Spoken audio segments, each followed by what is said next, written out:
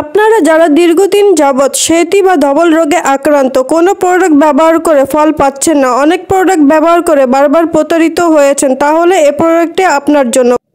কারণ আমরা আপনাদের জন্য নিয়ে এসেছি অরিজিনাল চায়না থেকে ইম্পোর্ট করা সেমিফান কোম্পানির ভিটিলিঙ্গো ক্রিমটি। মাত্র 3টি কোর্স ব্যবহার করলে সেতি বা ধবল রোগের থেকে চিরমুক্তি পাবেন।